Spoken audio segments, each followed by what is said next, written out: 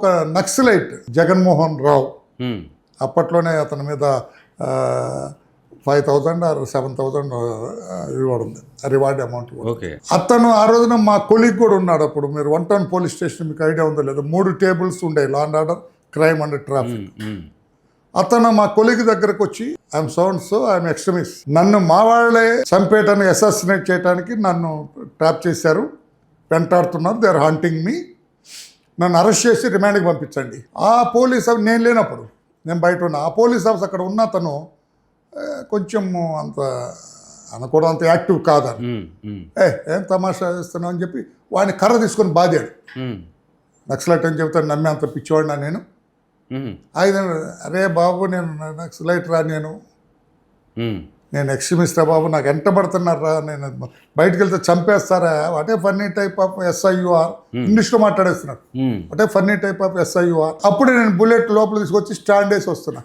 అతను ఏమనుకున్నాడు, తక్కువని ఆ బెంచ్ మీద నుంచి నా బెంచ్కి వచ్చాడు. ఓకే సార్ మీరన్నా వినండి సార్, వినండి ఏమన్నా అదంటే సార్ ఎక్స్ప్లెయిన్ అంటే విచ్ డివిజన్ యూ బిలాంగ్ అయిందంటే అన్నీ చెప్పేస్తున్నాడు చెక్క. నాకు కొంచెం పోలీసులో నాకు అవసరానికి మించి ఎక్కువ నాలెడ్జ్ ఉందని అనుకునేవాడిని అంట. అరే ఏంటి ఎవరయ్యా ఎందుకంటే నాకు కొంచెం మతి చెల్లించిందండి, నేనేమన్నా డిస్క్లోజ్ చేస్తానేమో, I know everything about the organization అంటే నాకెందుకో డౌట్, ఇది అయ్యి ఉంటాడు అనుకొని కూర్చోమని చెప్పి కాఫీ అది తెప్పించి మంచి రెడీ కూర్చోమని చెప్పి నేను మాట్లాడుతూ, ఈ కొమ్మినేని వెంకటేశ్వర్లు DSP అన్నాను కదా, ఆయన కొంచెం ఇంటెలిజెంట్, ఆయన పుట్టివాడు ఇంతే ఉంటాడు.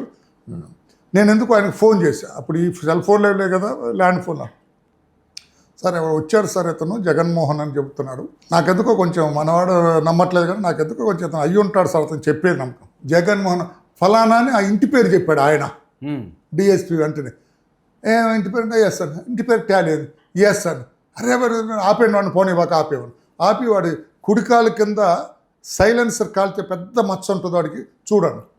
నేను ప్యాంటు తీసి చూస్తే వాడే సరే అని చెప్పి ఇక బల్ల మీద ఉన్న నా పక్క కుర్చీలోకి తీసుకొచ్చి, నా కుర్చీ కొంచెం లోపలికి గోడ వైపు అతను కూర్చేసి కూర్చొని ఇంకా మనిషి పోకుండా అరగంటలో DSP కూడా వచ్చారు. వచ్చేసి ఇంకా ఎక్స్ట్రీమిస్ట్ అని కన్ఫర్మ్ చేశారు.